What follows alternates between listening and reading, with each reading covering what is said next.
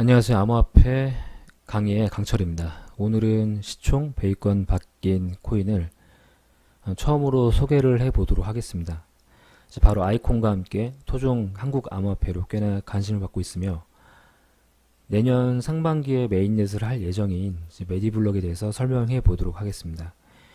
메디블록은 의료계의 가장 큰 문제 중 하나인 익명화에 관한 것을 좀 해결하기 위해서 나타났고, 그래서 오늘 포스팅은 다른 부분에 대한 내용 없이 오로지 익명화에 대한 얘기와 왜 이것을 블록체인으로 해결해야만 했었는지 한번 파악해 보고자 하겠습니다. 코인 공부의 첫 번째는 바로 이 질문부터 해야 될 것입니다. 이걸 꼭 암호화폐로 만들어져야 하나? 만약에 이 질문에 yes라고 말할 수 있으면 사회 전반적으로 도움이 된다는 것이고, 국가에서도 투기라고 막을 이유는 전혀 없으며, 이제 오히려 4차 산업혁명에서 이제 좋은 베스트 프랙티스로 소개될 수 있을 것입니다. 이제 어떤 사람이 그 5개월 전에 A라는 증상으로 병원에 갔다고 쳐볼게요. 내과를 갔습니다. 근데 이 의사가 무슨 말을 했는데 일단 무슨 말인지 못 알아들었어요. 왜냐면 의사들이 말하는 게 너무 어렵잖아요. 그렇죠? 그래서 무슨 말인지 못 알아들었는데 무슨 뭐 감기라고인 것 같다라고 말을 한 거죠. 일반적인 대부분의 병들의 증상이 비슷합니다. 뭐 열이 나거나 아니면 기침이 나거나, 그렇죠? 이런 증상들이 많아요. 그래서 의사는 일단은 감기가 난 것 같고 몇 개월 후에 또 증상이 되면은 뭐 며칠 후에 계속 증상이 호전되지 않으면 와라, 이렇게 말할 수 있을 겁니다.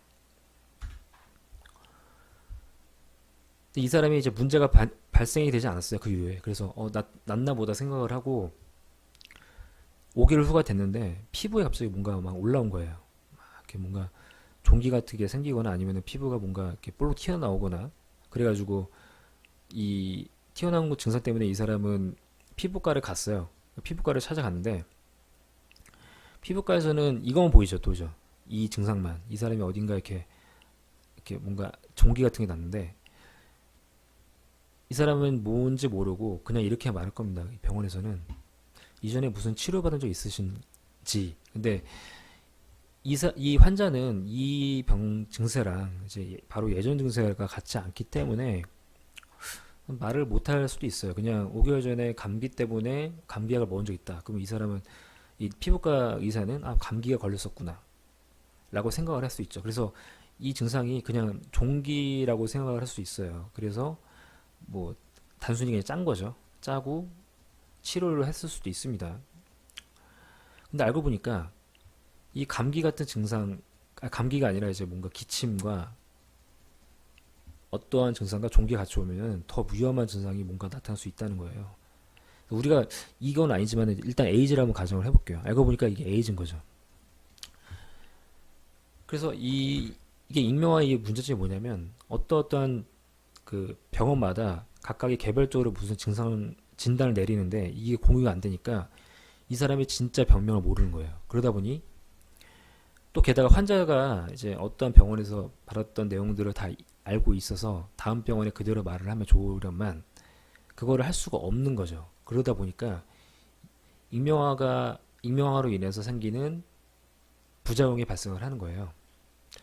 그렇다고 익명화를 없애자라고 하는 것도 위험하겠죠. 예를 들어서 누가 어떤 병이 있는 거를 다 알게 되면은, 예를 들어서 이 사람이 어느 회사에 입사를 했어요. A라는 회사에 입사를 했습니다. 근데 누군가가 뭐 이 사람이 앤더슨이라 할게요. 앤더슨이라는 사람이 예전에 에이즈에 걸렸었다라고 하는 걸 누가 알게 된 거예요. 그래서 야, 저 사람 에이즈에 걸렸었대 라고 말을 할 수 있겠죠. 그러면은 이미 다 치료가 됐는데 예전 그 기록 때문에 되게 힘들 겁니다. 이 익명화는 사실 더 유럽과 미국에서 익명화 한판 대전 때문에 좀 커진 사건인데요. 뭐냐면은 유럽 쪽은 좀 프라이버시를 중요시 여기고요. 미국 쪽은 좀 알 권리를 좀 중요시 여깁니다. 그래서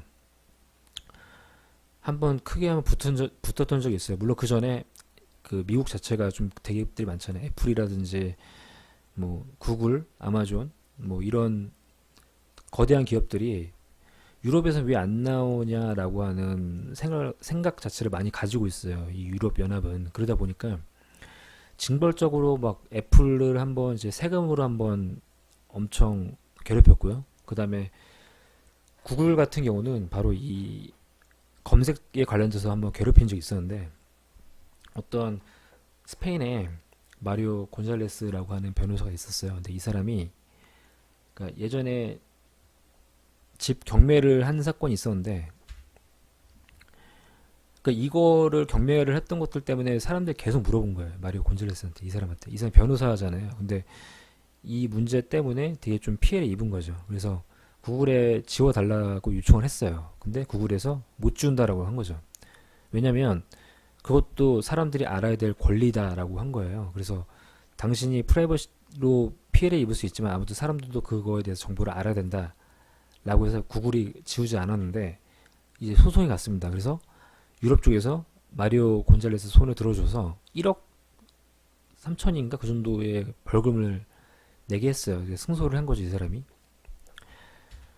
근데 이제 이런 것 때문에 이제 미국에서는 이 판결 자체를 되게 좀 유럽연합이 피해의식이 있다라고, 아마 좀 이런 언론들 뿐만 아니라 미국에 있는 언론들 뿐만 아니라 오바마도 상당히 그 당시 대통령이 오바마였는데 되게 좀 유럽연합을 되게 좀 견제를 많이 했습니다. 그래서 이게 의료 쪽에만 있는 게 아니라 이제 모든 것들이 많죠. 근데 우리나라는 유럽 편이에요. 그래서 유럽 쪽, 그러니까 유럽 편이라기보다는 유럽 쪽 스타일이 강해서 이 사건이 한번 터지고 나서부터 우리나라에 이 잊혀질 권리라고 하는 가이드라인이 발표가 됩니다. 그래서 아마 대부분의 좀 뭐 중견기업 이상을 종사하신 분들은 아마 이것 때문에 아마 사이트 개발들을 다 하셨을 거예요. 그래서 누군가가 요청을 하면은 무조건 지워줘야 돼요.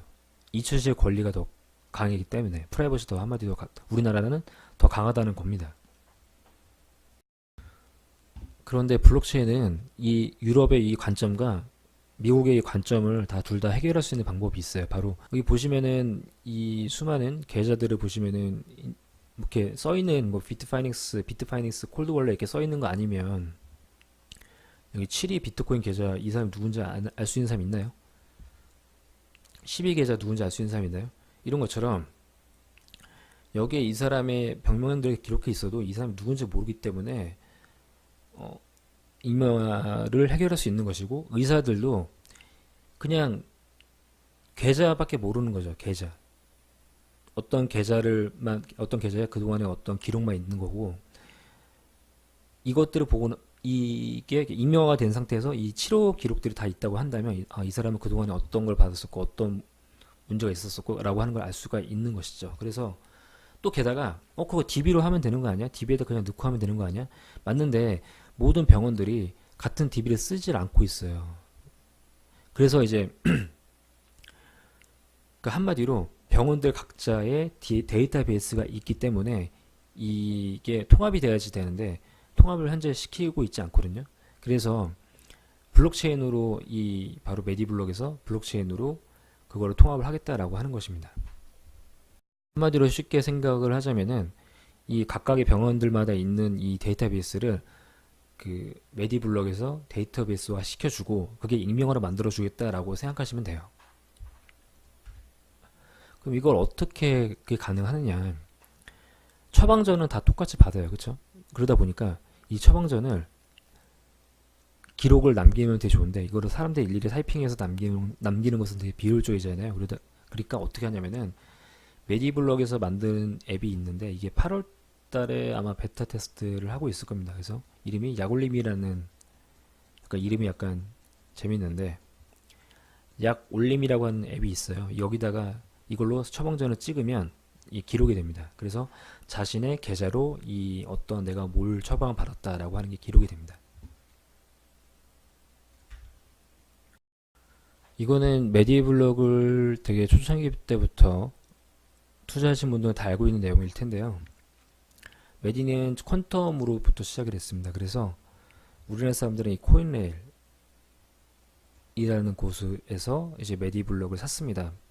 그래서 이름은 처음에는 매드라는 이름으로 시작을 했어요. 코인명입니다. 코인명. 그래서 매드라는 코인명으로 지금도 거래는 물론 되고 있지만 이라는 곳으로 이제 사람들이 이제 코인을 사기 시작했었는데 퀀텀이 되게 안 좋은 행보를 보여줬어요. 그러니까 좀 퀀텀 코인들은 아무리 유망한 코인이라 하더라도 대형 거래에서 상장이 안 됐거든요. 그게 많은 사람들이 예측을 했던 게 뭐냐면은 이제 퀀텀은 QRC라고 하는 프로토콜을 씁니다. 이더리움은 ERC라는 프로토콜을 써요. 저는 솔직히 이 프로토콜이 어떻게 되는지는 알 수가 없기 때문에 왜 QRC 코드랑 ERC 코드라고 하는 것이 얼마나 다르기에 이게 상승이 안 되나라고 생각을 하고는 있는데요. 일단은 뭐 거래소에서는 두 가지 이유가 있을 수 있습니다. 일단 첫 번째는 QRC 코드로 만들어진 것에 대해서 우리는 개발할 이유가 없다라는 것과 퀀텀 코인에 대한 리스크가 너무 크다라고 생각할 수도 있어요.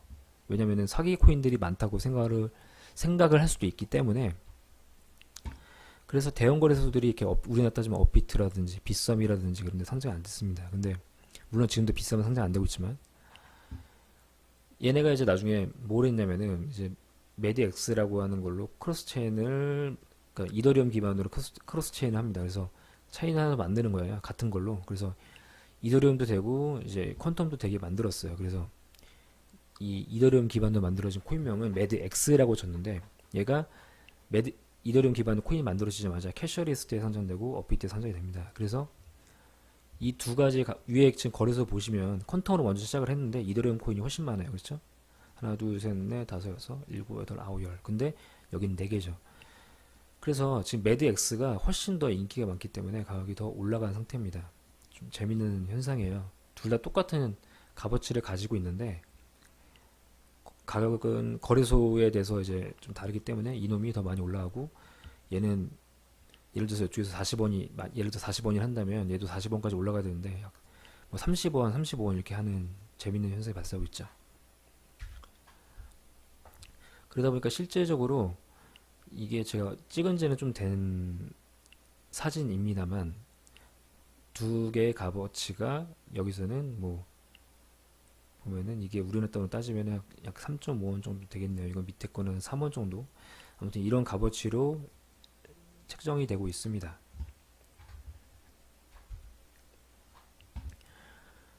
메디블럭이 이제 12월 10일 날 좀 중대한 발표를 했는데요. 바로 20일 날 메디블럭의 메인넷 코드를 릴리즈하겠다라고 발표를 합니다. 그래서 그러니까 메인넷 코드가 릴리즈가 된 건데 사람들이 이게 메인넷이라고 생각을 해서 바로 이 메인넷이 되면은 이 두 개의 값어치가 똑같아지거든요. 새로운 코인이 나오기 때문에 그래서 이 순간적으로 값어치가 똑같아지는 현상이 발생했습니다. 물론 이게 메인넷이 아니라는 걸 알고 나서부터는 다시 값어치가 다시 매드X가 더 올라갔습니다. 이게 현재 메디블록 체인의 역사라고 간단히 역사라고 볼 수 있는데요. 하나는 처음에 이제 퀀텀으로 시작을 했죠. 매드X로 시작을 하다가 이제 이더리움도 될 수 있게 에어드랍을 해줍니다. 그래서 1대1 에어드랍이 됩니다.